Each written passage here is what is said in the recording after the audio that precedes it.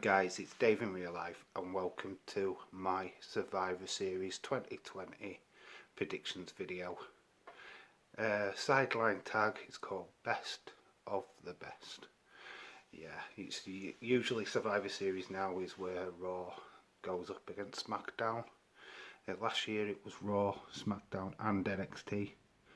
Due to COVID and all of that bad stuff, they've just simpled it down to the two brands going head to head this time round. There will be a pre-show match, I would have thought, but as of recording it hasn't been announced yet. So we'll go straight on to the main card matches, which would see Street Profits of Smackdown taking on the New Day. I've gone for Street Profits in this match. They're an up and coming tag team. Feel that it won't hurt New Day losing this one. I think Street Profits need that little bit of boost going forward, really elevate them up higher in the tag team division. Both are champions of each brand. So yeah, I've got Street Profits taking this match and taking a 1-0 lead for SmackDown on the main show. Next up is the US champion Bobby Lashley taking on the Intercontinental champion Sami Zayn. Thoughts on this one a little bit different. Would like to see Sami Zayn win for his match at Clash of Champions against AJ Styles, and Jeff Hardy was very entertaining. The use of imagination and getting that result was pretty fantastic. Feel that it's going to be full of tricks and stuff in this match. Yeah, but I just think Bobby Lashley is just a big character and the Hurt Business, possibly at MVP being at ringside as well. Just think they've got the upper hand on this one. So I think Raw gets a point, levels it up with Bobby Lashley beating Sami Zayn in this matchup. Then we go to another match, which is the Raw Women's Champion Asuka taking on the SmackDown Women's Champion Sasha Banks. Normally would go for Asuka in such a match like this, but because Sasha had lost to Asuka at SummerSlam, I think that this is a pay-as-you-dues kind of matchup where Sasha, who's new SmackDown champion as only like a month ago, will get a victory here, taking SmackDown to 2-1 on the night. Yeah, rumours about Bayley getting involved. Can't really see any kind of involvement like that because this is supposed to be Raw versus SmackDown. Feuds should be just put to one side for one night. So yeah, that's how I'm leaning. I think that Sasha actually does win. Maybe even Asuka gets distracted. I don't know, but I've putting it down as Sasha Banks winning. So on to the first of the traditional Survivor Series matches, the female 5-on-5 elimination match. Lana, Shayna, Nia, Lacey Evans, Peyton Royce taking on Bianca, Ruby Riott and Liv Morgan. These two members to be added on to this. I think one of them will be Natalya. I would love to see like either Bayley or Carmella added to this, as they're not scheduled on the pay-per-view so far. All these will be answered on SmackDown on Friday night, I'm sure, but as of now there's still places to be fought for on that programme. The way that they build it up for this particular match, it's not even about the rivalry between the two teams or Raw versus SmackDown. It's Lana and the announce table and Nia putting it through it. Yeah, I think that Lana is going to be the main survivor. I think she's gone through a lot these last 8 or 9 weeks. I don't think she's going through a table tonight, which is a shocker because I think everybody would pretty much predict that she will. I think if Natalya is in that SmackDown team, she will stop it from happening. But prediction wise for Monday night is she's going through the table for the 10th time.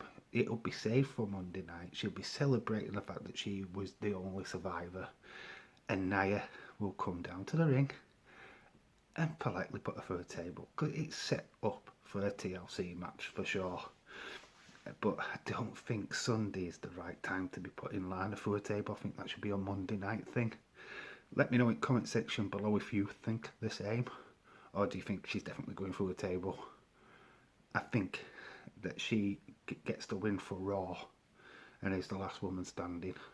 That is my prediction on that one. We go on to the men's equivalent, which is 5-on-5 elimination match. Seeing Corbin, Owens, Rollins and Rey Uso, with a mystery partner to be added either on Friday or on the show. Versus Riddle, Lee, Strowman, Sheamus and AJ Styles. The build up to this one has been the arguments between the Raw team, which it's been showing cracks leading up to this, but at least they've been doing storyline for this match, unlike on Smackdown. I do see Raw winning, but there's a but. It all depends on who that fifth member is on the Smackdown team. Got two choices. It's either going to be Big E, which I'm leaning more towards.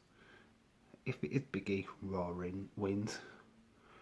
But if it's Lars Sullivan, who they've been slowly building in interviews for the last couple of weeks, I think he's a massive difference maker, because they want to push this guy to the hilt. They want to make this guy the biggest monster on SmackDown. Which, yeah, I know you've got so many big guys already on there, but he's like the SmackDown equivalent of Braun Strowman.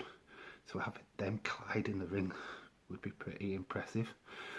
So yeah, if Lars Sullivan is in that SmackDown team, I will switch my prediction to SmackDown. But as of now, I think Raw have got it. We go on to the night's main event.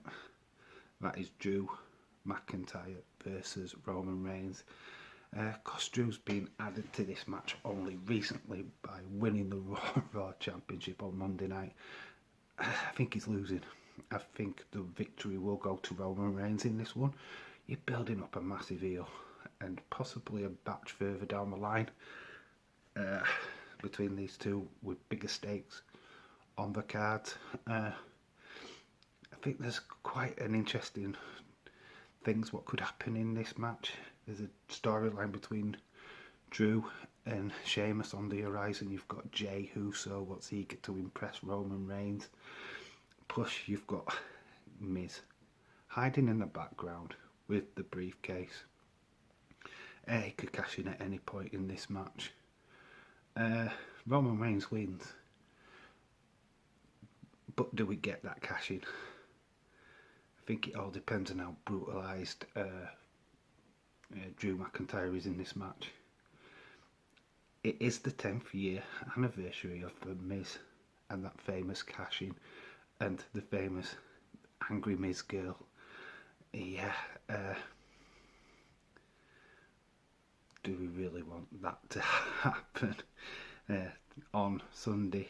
I personally don't, but it's WWE and it's a night of anniversaries, so it would be fitting for Miz to cash in and become WWE champion by the end of the night. Hate to say it, guys, but it's WWE, and they're probably going to pull the trigger on it. There's got to be a reason why they gave the briefcase to Miz, and this has got to be the reason. So yeah, Drew only having the title for 1 week. Right, I'd be happy if Monday night they have a return match straight away and Drew beats Miz straight up. I could live with that. Don't really want that because it's flip-flopping the title, which they've already done on Smackdown earlier on this year. Does The Fiend get involved? I don't think so. The Fiend has got bigger business later on in the anyway. I don't think he's touching this title touching the title situation or this match. So I think Roman Reigns wins. I think it ties up on the night on the main show anyway to 3-3. I do think the earlier pre-show match is going to be ultimately the decider on the night, but obviously I don't know what match that is yet, or if there's going to be more than one match. So yeah, I think if SmackDown does win the 5-on-5, then they take the night. But if it does go with Raw, it's 3-3. Now to the end of the prediction, which is, it's basically the entire show is all about The Undertaker, his 30th anniversary. I was just starting out as a wrestling fan in 1990, and very much so remembered the Undertaker's debut. Rather impressed with that. Do remember seeing him as Mark Callis down in NWA/WCW. Beforehand, yeah, my interest in wrestling just went tenfold when I saw him debut at that Survivor Series, because I was like, I know this guy. I've seen this guy wrestle before. Why is he now the dead man? What's going on? So yeah, it made me keen to find out more information. At that time there was no real internet. So yeah, I had to buy magazines, and did I buy magazines? Pro Wrestling Illustrated, the works. Trying to find out the answer to why this was so. But anyway, he's going to be addressing the locker room. I do expect the locker room to come out onto the ring ramp. That would lead to speculation. Do you see Bray on the ring ramp? Do you see Alexa? I think you see Alexa there. Don't think you see Bray. And if you don't see Bray on that entrance ramp, then the Fiend is coming. Definitely. Other than that, you're obviously going to have Charles Wright, who's best friends of The Undertaker. Everybody know him as Godfather, Papa Shango, Karma. Also, Glenn Jacobs will be there as the Brother of Destruction. Unfortunately, obviously, we won't have Paul Bearer there, but we could have Brother Love, who was the first manager of The Undertaker back in 1990. Yeah, this is going to be a big nostalgic night, and it's going to be, it'll take over the show basically. Every intersection between matches will be a tribute to The Undertaker. They've built this as his final farewell. Wouldn't it be awesome to get that face off at the end? Fiend staring directly into the eyes of The Undertaker. Whether we get a fight between them, I don't know, but a face off between these two guys would be the perfect passing of the torch, in my opinion, and be a perfect way to close out the show. Yeah, we've been wanting the Fiend Undertaker. This is literally the last chance we're going to get to have that confrontation. People said, oh yeah, we've had Undertaker and Bray Wyatt before. That's not on the same level.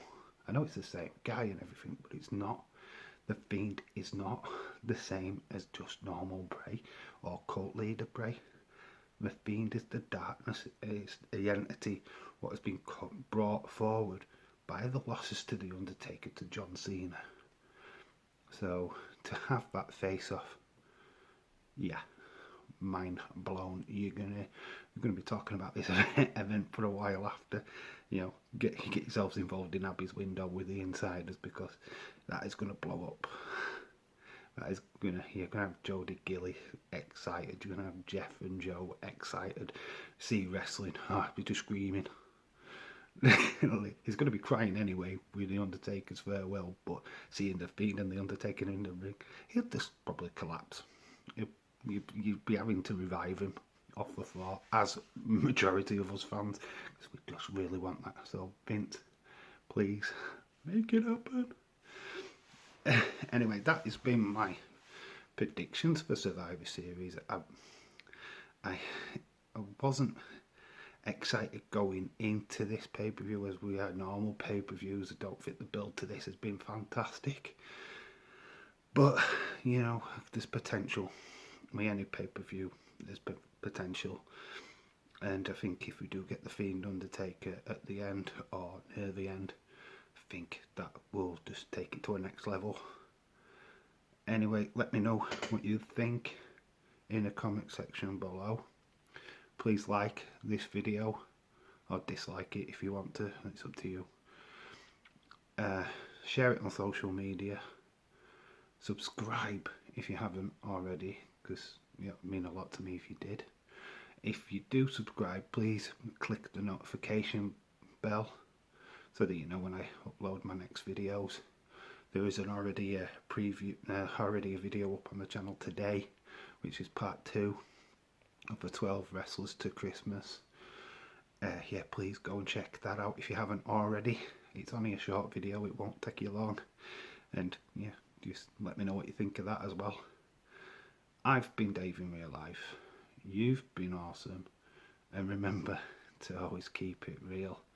And till the next time, bye for now.